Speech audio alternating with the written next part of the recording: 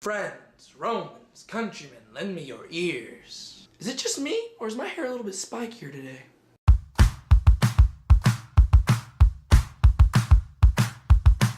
Jesus isn't your typical idea of a hero. Whenever the Jews thought about this promised Messiah that was to come, they didn't think of a lowly carpenter from Nazareth who nobody knew about. They thought of something more along the lines of King David, right? They thought about this valiant warrior, this valiant king who would come in with sword raised high and would deliver the people from oppression. They thought of this king who would swoop in as their hero and save the day. Instead, what we see with Jesus is this lowly carpenter from Nazareth, from the middle of nowhere, who comes in and suffers the most embarrassing death known to human history. He is stripped of his clothes. He is beaten nearly to death. He's flogged. He is paraded through the streets naked.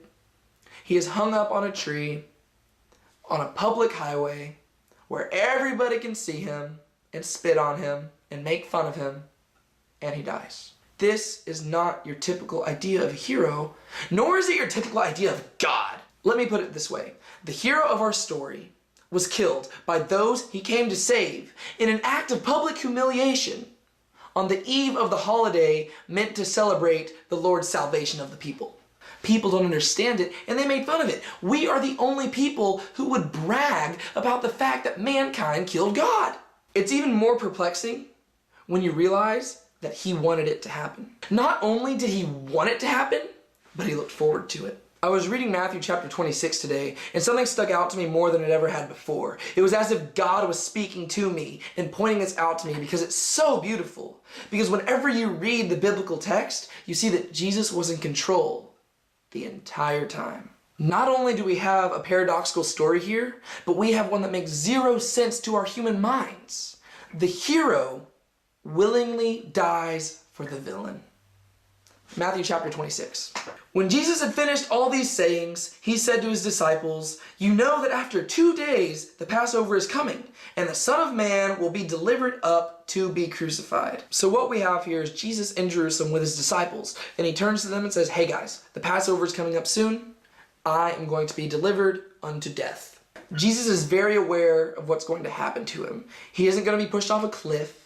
He isn't going to be stabbed. He's going to be crucified. He has a very clear idea of what's going to happen to him, and he knows when it's going to happen. He says it's going to happen before Passover in 2 days. But then you read a little bit after that, and it says, "Then the chief priests and the elders of the people gathered in the palace of the high priest, whose name was Caiaphas, and plotted together in order to arrest Jesus by stealth and kill him. But they said, 'Not during the feast, lest there be an uproar among the people.'" Do you see what's kind of odd there? Jesus predicted the fact that he was going to die before the people had even planned to arrest and kill him. And then, if you build off of that, Jesus says that he is going to die before the Passover. He says, "In 2 days, I'll be crucified." Whereas when you look here, it says that they said that they were not going to capture him during the feast, lest there be an uproar. So whenever the priests come together and they plan to arrest Jesus, they say, let's wait until after Passover before we do it. Because a lot of people are following Jesus at this time, and they don't want to arrest him during it because that could cause a huge uproar. But we see here that Jesus is the one in control. Jesus says, "I'm going to be captured in 2 days." Whereas these people are saying, we're going to capture him in like a week and a half. Then you move a little bit later into the text, right? And now Jesus and them are at this person called Simon the leper's house, and this woman comes in and anoints his feet with oil.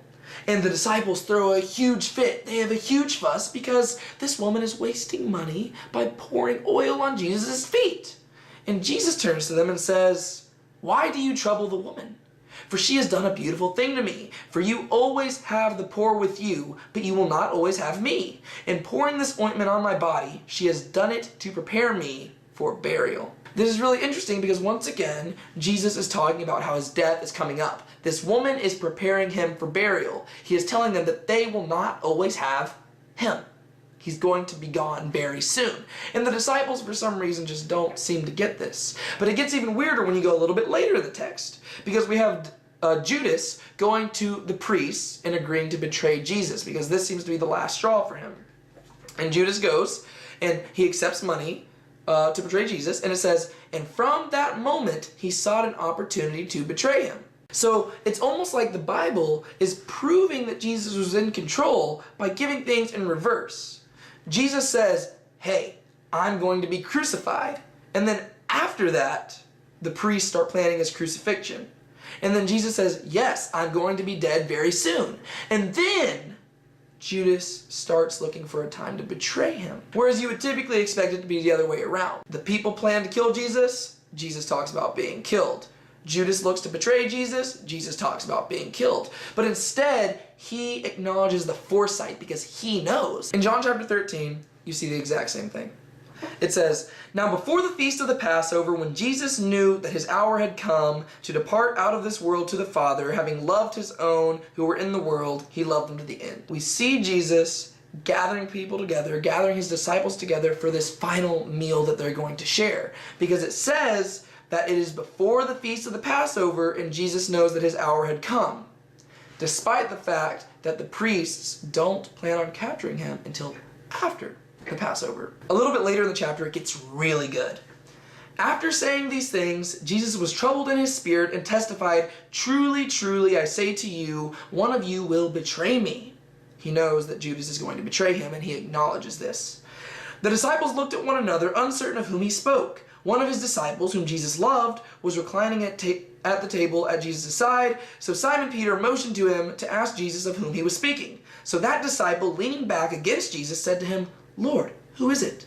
Jesus answered, it is he to whom I will give this morsel of bread when I have dipped it. So, when he had dipped the morsel, he gave it to Judas, the son of Simon Iscariot. Then, after he had taken the morsel, Satan entered into him. Jesus said to him, what you are going to do, do quickly. This is where we see that Jesus was in utter control of the entire thing, and he willingly bid Judas to go do it, right? Judas was not planning on betraying Jesus before the Passover. Judas had been given directions by the priest to do it after the Passover, but Jesus says, no, my hour has come. And he looks at Judas and says, what you do, do quickly. Jesus initiates his own death. This isn't to say that Judas isn't responsible. He definitely is. He's still the one who betrayed, but Jesus willingly did it, and that is the most perplexing thing of our entire gospel narrative. If you go over to the time whenever Jesus is in the Garden of Gethsemane, or rather on the way to the Garden of Gethsemane, it gets even crazier. We see that it says, when Jesus had spoken these words, he just spoke to all the disciples, he went out with his disciples across the brook Kidron, where there was a garden which he and his disciples entered. So Jesus goes to the Garden of Gethsemane to pray. What's really interesting about this is that he goes through the Kidron Valley. In 2 Samuel chapter 15, we see that David followed the same exact path whenever he was fleeing from his son Absalom, who was trying to take away his throne. So David goes through the Kidron Valley, goes up through the garden, and he goes on into the wilderness. And there's a lot of parallels we have in this story. David is betrayed by his son Absalom and one of his very dear friends. Jesus is betrayed by one of his very close friends as well, Judas. Whenever David flees into the wilderness, he writes Psalm 41. Well, Jesus just quoted Psalm 41 when he was talking about Judas betraying him. And then the end of the story is that Absalom, David's son, ends up getting his hair caught in a tree and accidentally hangs himself. Judas intentionally hangs himself out of guilt for what he's done to Jesus. Both men were rejected by the people that they loved and served. The big difference between David and Jesus is that whereas David went through the Kidron Valley and then he kept going into the wilderness, Jesus stopped and he prayed. David ran, Jesus stopped and he waited. He got down on his knees and he prayed to God. And then finally, whenever the people came, he said, rise, it is time. And then he willingly gave himself over to his captors. He could have kept running, but instead he waited. And then he willingly handed himself over. I think my favorite part of the story is in Luke chapter 22, whenever Jesus gathers his disciples for what has now become known as the Last Supper. In that, he sits them all down and he says, I have earnestly desired to eat this Passover with you before I suffer. Jesus looks at them and he knows this is his last meal. And these are his dearest friends. And even Judas is amongst them at this time, and he looks at them and he says, I have dearly awaited this. I have looked forward to this meal. Jesus is the only person who knows that he is about to die. None of the other people know that. But he says, I have dearly awaited this. I have sincerely wanted to spend this time with you. In John chapter 15, Jesus says that greater love has no man than this, he who lays down his life for his friends.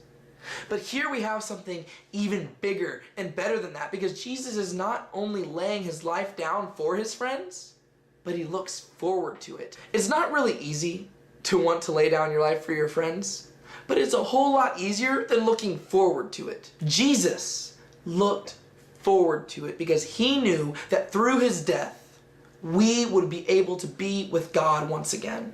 He knew that his suffering was our salvation. And because of that, he could sit with his disciples and say, I have dearly waited for this time to come.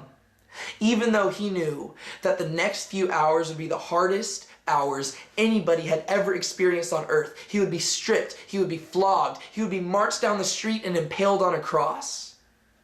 And after 6 hours hanging there, he would die. Yet still, knowing all of that, he willingly and knowingly said, I have sincerely and dearly and lovingly awaited this moment. And he looked forward to it so much that even though the Pharisees and the priests and the scribes had said, you know what, we're going to wait till after the Passover, Jesus said, no, the time is now.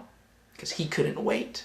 He knew that he was on God's timetable, not the earthly timetable set by mere mortals. And he said, the time is now.